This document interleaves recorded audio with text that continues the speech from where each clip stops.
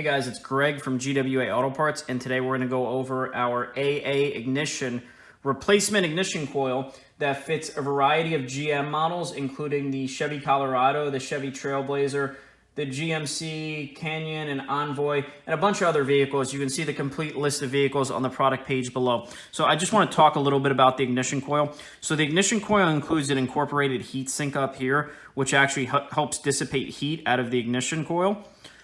From here, we have the factory 3-pin connector, which your factory harness will plug into. It actually includes a new retaining bolt to go ahead and screw in and lock into the cylinder head. And if we look at the rest of the ignition coil here, you can see this is a protective metal sleeve here to protect the ignition coil once it's slid into the cylinder head. And finally, down here, we have the insulated connection point that connects to the spark plug.